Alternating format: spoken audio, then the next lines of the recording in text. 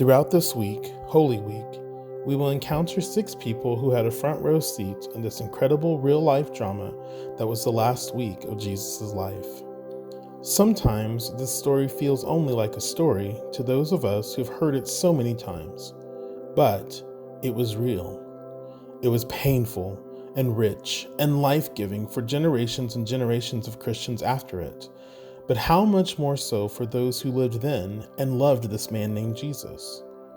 Just as we have found that there are gifts in the wilderness, these people perhaps also found their place in the world, their true calling, as a result of a walk in the wilderness of life. Let us follow these ancient people to call us more deeply into our faith story. 6 days before the Passover, Jesus came to Bethany, the home of Lazarus, whom he had raised from the dead. There they gave a dinner for him. Mary took a pound of costly perfume made of pure nard, anointed Jesus' feet, and wiped them with her hair. The house was filled with the fragrance of the perfume. Judas objected. Why was the money not used to feed the poor? Jesus said, "Leave her alone. She bought it so that she might keep it for the day of my burial."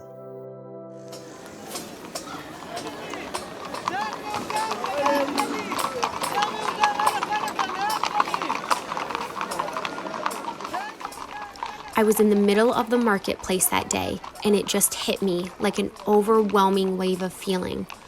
I loved him so much. It was a love beyond anything I'd ever known. Not romantic, not like a sibling, certainly like family, but he was so much more to me. He was a teacher. He was a priest. He was a wise one. He was hope itself. And for the first time in those days before the terrible thing happened, I felt he might not be invincible. He had told us, he'd warned us, he had been saying this could happen all along, but I just couldn't imagine it. He was so eternal, it seemed, like nothing, not even God, would dare take him away from us. But the tension was building. I will beg him, I thought, to not go to Jerusalem. Just go back to Galilee. Go to the hills. Go to Nazareth. Go anywhere but Jerusalem right now. But even as I thought it to myself, I knew he wouldn't go. This is where he was supposed to be. With all these people gathered for Passover, Jerusalem is where he had to be, and I knew he might never leave. I suddenly became aware that I was standing stock still, oblivious to all around me here in the marketplace, and I began to double over with fear. But just as I did, my eyes came to rest on the stall to my right, a jar, a most beautiful jar of anointing oil. The seller offered it to me for a price that seemed outrageous, and I didn't care. No price could compare with the price of my teacher. My master would pay. And so I bought it. Whether in life or death, my beloved friend would need it. Mary's anointing of Jesus belonged to the tradition of honoring someone with sweet-smelling oil made of a combination of many herbs.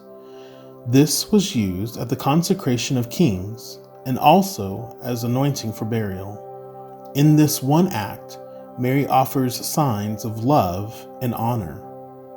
The early Christians then used this same scented oil as part of their baptismal and confirmation rites to emphasize their new identity with Christ, which also means anointed one. So today, we remember Mary's act of love.